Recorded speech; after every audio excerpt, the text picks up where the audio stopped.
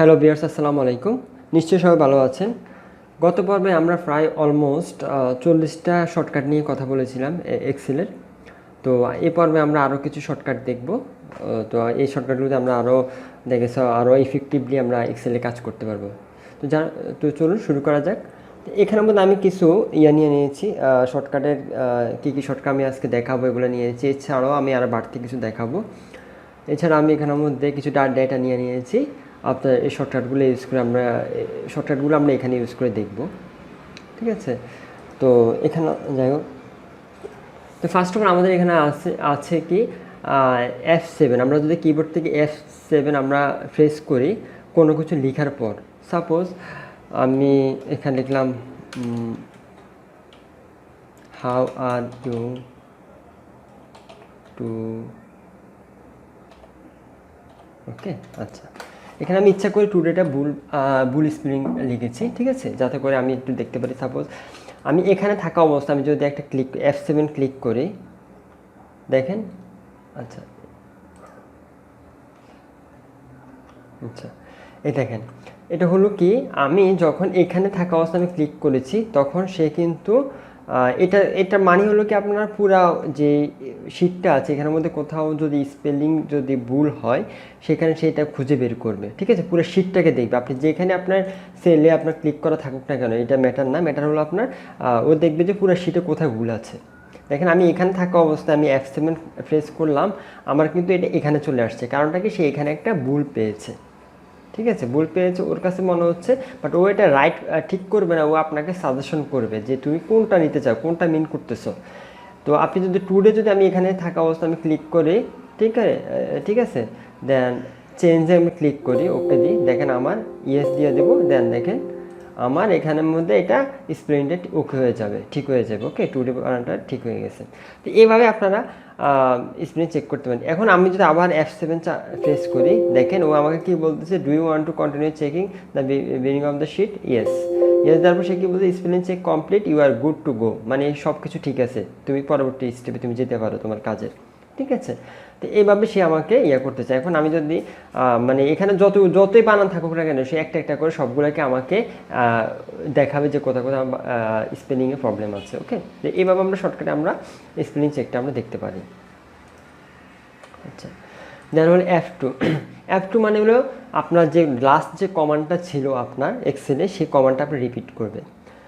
For example আমি এখানের মধ্যে এটা কপি করে আমি এখানে পেস্ট করার পর আমি যদি এখানে আবার সেম জিনিসটা আবার চাই, তাহলে আমি যদি F4 প্রেস করে, দেখেন আমার সেম জিনিসটা আবার এখানে চলে আসতেছে, শুধুমাত্র F4। আচ্ছা, দেন আমি যদি সাপোজ এখানে আমি একটা কালার করেছি, ওকে, ব্লু কালার করেছি। এখন আমি যদি এখানে এসে এই জিনিসটা আমি আবার ব্লু কালার করি, আমি এখান থেকে শর্টকাটে যদি F4 প্রেস করে, দেখেন আমার সেম কালার চলে আসতেছে।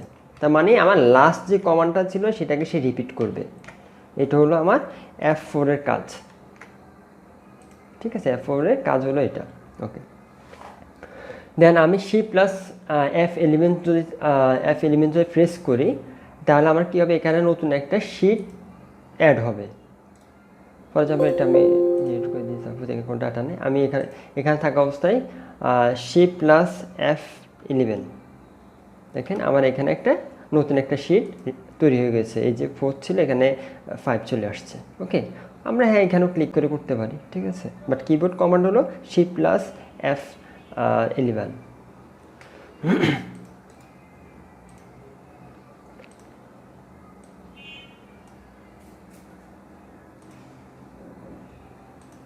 ওকে, দেন হলো আমার Ctrl+F4 দিয়ে কী হয়, আমার এই ওয়ার্কবুকটা আমার এটা ক্লোজ হয়ে যাবে। আমি যদি এটা এখন Ctrl+F4 প্রেস করি, আমার এই যে এক্সেলের যে ওয়ার্কবুকটা আছে এটা আমার ক্লোজ হয়ে যাবে। যাই হোক, আমরা এখন যেহেতু করতেছি, আমি এটা ক্লোজ করব না, ঠিক আছে। এটা আপনারা ট্রাই করলে দেখবেন যে এটা ক্লোজ হয়ে যাবে।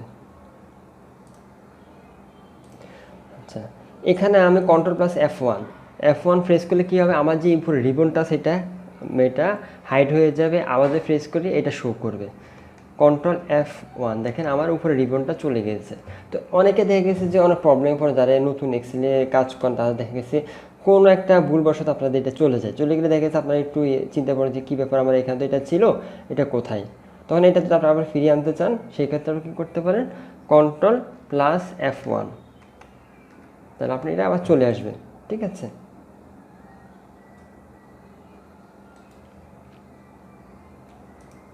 আবার এখান থেকে আপনি এখান থেকে ক্লিক করে আপনি এটা সাপোজ এখান থেকে আপনি ক্লিক করে এটাকে হাইড এবং শো করতে পারবেন। ঠিক আছে, এখান থেকে করতে পারবেন। আর শর্টকাট হলো Ctrl+F1। দেন আমি আমার যে উপরে ফর্মুলা বার আছে এটাকে আমরা কি বলি, এই যে এই জিনিসটাকে আমরা কি বলি, এই যে উপরে এটাকে আমরা ফর্মুলা বার বলি, এটাকে ফর্মুলা বার বলা হয়। তো এটাকে আপনি যদি একটু বড় করতে চান, সেক্ষেত্রে আপনি Shift+Ctrl+U দিলে আপনার দেখেন এটা কিন্তু বড় হয়ে যাবে, মানে একটা রো বড় হয়ে যাবে। ঠিক আছে, একটা রো আপনার এটা বড় হয়ে যাবে। আবার প্রেস করলে এটা ছোট হয়ে যাবে আর বড় হয়ে যাবে। একবার প্রেসে বড় হবে, আবার প্রেস করলে ছোট হয়ে যাবে। ওকে, Shift+Ctrl+U। দেন আমি সাপোজ আমি যদি এই শিটটাকে আমি যদি মিনিমাইজ করতে চাই, ঠিক আছে, তাহলে আমার এটা কি হবে, এটা শিটটা আমি কোনো কারণে আমরা এখান থেকে মিনিমাইজ করি, এখান থেকে রাইট, এখান থেকে আমি মিনিমাইজ করে ফেলি। আপনি যদি Ctrl+F9 দেন, আপনি এটা কিবোর্ড শর্টকাট হলো Ctrl+F9, অথবা আপনি এখান থেকে ক্লিক করে মিনিমাইজ করতে পারবেন। আচ্ছা, দেন হলো আমি এই শিটটাকে যদি আমি পুরো সিলেক্ট করতে চাই, একদম পুরো শিটটাকে আমি যদি সিলেক্ট করতে চাই, সেক্ষেত্রে আমি এখানে ক্লিক করলে আমার পুরো শিটটা হবে। ঠিক আছে, আবার Shift+Ctrl+স্পেস চাপ দিলে আমার পুরো শিটটা হয়ে যাবে, সিলেক্ট হয়ে যাবে। বাট আপনার যদি কোনো ডাটা গ্রুপের মধ্যে আপনার থাকে, তখন কিন্তু ফার্স্ট অফ অল ওই ডাটা গ্রুপটা সিলেক্ট হবে, দেন আবার প্রেস করলে দেন পুরো শিটটা আপনার সিলেক্ট হয়ে যাবে।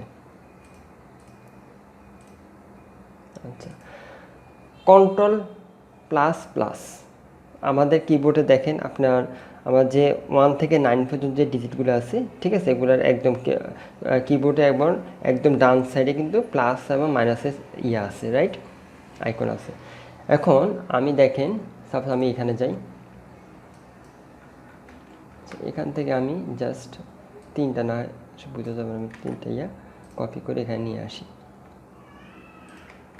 ওকে, আচ্ছা, নিয়ে আসার পরে এখন দেখেন আমি যদি এখানে থাকা অবস্থায় Ctrl++ আমি যদি এটা প্রেস করি, তাহলে কি হবে, আমার এখানে একটা ইনসার্ট বক্স চলে আসবে, ইনসার্ট একটা পপ আপ চলে আসবে। আসার পর আমি কি করতে চাচ্ছি, ঠিক আছে, এখন আমি যদি একটা ইনসার্ট করতে চাই ডাউন, এগুলো এটা দেখেন এই যে শুধুমাত্র এই জায়গাতে আমার একটা সেল একটা ইনসার্ট হবে, শুধুমাত্র সেল।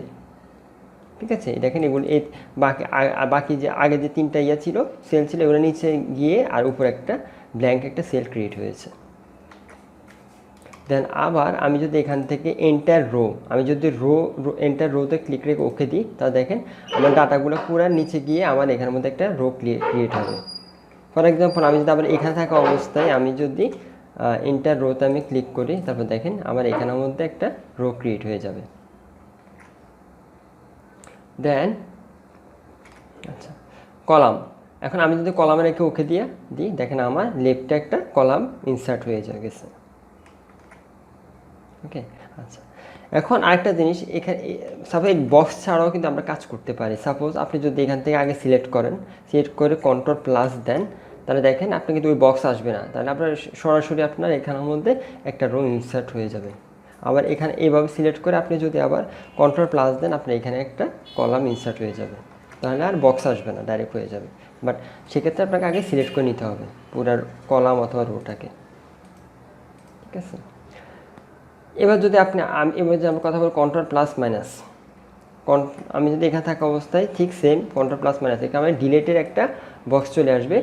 তো এখান থেকে আপনি ঠিক এটা কী করতে চান, এটাতে আপনি ডিলেট করতে চান, ঠিক আছে, রোটা, ঠিক আছে, তাহলে আপনি দেখেন আমি যদি এখানে থাকা অবস্থায় এন্টার রোটা ডিলেটের রেখে আমি যদি ওকে দিই, তাহলে আমার দেখেন মাঝখানে রোটা ডিলেট হয়ে গেছে। আবার ঠিক আমি যদি এটাকে আবার এইভাবে Shift+ সাপোজ আমি এখান থেকে যদি এটাকে যদি সিলেক্ট করি, দেন আমি যদি কন্ট্রোল মাইনাস চাপ দিই, তাহলে আমার ওই যে বক্স আসবে না, বাট সরাসরি এটা ডিলিট হয়ে যাবে, মানে এটা রিমুভ হয়ে যাবে। ওকে, তো এই জিনিসগুলা এই যে এইভাবে রেখে আপনারা একটু সবগুলো একটু ট্রাই করবেন এক এক করে, তাহলে আপনারা বুঝে যাবেন যে আসলে কোনটা দ্বারা কী হচ্ছে, কী চেঞ্জেস আসতেছে। ওকে, আবার আপনারা এভাবে সিলেক্ট করে কন্ট্রোল প্লাস দিবেন, আবার এবার সিলেক্ট করে আপনারা কন্ট্রোল মাইনাস দিবেন, তাহলে দেখবেন যে কী ধরনের চেঞ্জেস আসতেছে, তাহলে আপনারা এটা প্র্যাকটিসের মাধ্যমে আপনার এটা অনেকদিন মনে থাকবে। আচ্ছা, দেন আমরা সাপোজ শর্টকাটে আমরা এখান থেকে শিট 1 বা 4 অথবা 1-এ আমরা কীভাবে যাব, এটা শর্টকাটটা কী হতে পারে। তো আমরা এবার ক্লিক করে হয়তো যাই, বাট কিবোর্ড শর্টকাট হলো কন্ট্রোল প্লাস ডাউন। ঠিক আছে, ডাউন দিলে আপনার একটা শিট থেকে আরেকটা শিটে যাবে। আবার কন্ট্রোল প্লাস আপ দিলে এটা পিছনের দিকে যাবে, কন্ট্রোল প্লাস আপ দিলে এটা পিছনে যাচ্ছে, আবার কন্ট্রোল প্লাস ডাউন দিলে এটা সামনের দিকে যাচ্ছে। ওকে,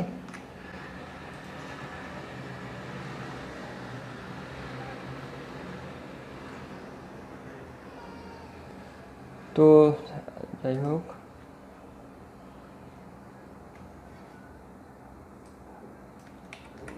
যাক এই টিউটোরিয়ালটা এই পর্যন্ত। অ্যাকচুয়ালি আর তেমন বেশি একটা শর্টকাট বলার নাই, আপনারা এর আগের টিউটোরিয়ালটা আপনারা দেখে নিতে পারেন। ঠিক আছে, ওটা আমি প্রয়োজনে আমার ওটার লিঙ্কটা আমি ডেসক্রিপশন, এই ভিডিওর ডেসক্রিপশন বক্সে দিয়ে দিব, আপনারা ওটা দেখবেন। ওখানে প্রায় 40টার মতো শর্টকাটের কথা বলা দেখানো হয়েছে, ওটা দেখবেন। আর এই ভিডিওটা দেখলে আমার মনে হয় না আপনাদের আর দৈনন্দিন কাজের জন্য তেমন আর কোনো শর্টকাট আপনাদের লাগবে। ঠিক আছে, তো সবাই ভালো থাকবেন, আর ভিডিওটা যদি ভালো লেগে থাকে চ্যানেলটা সাবস্ক্রাইব করবেন। আল্লাহ হাফেজ।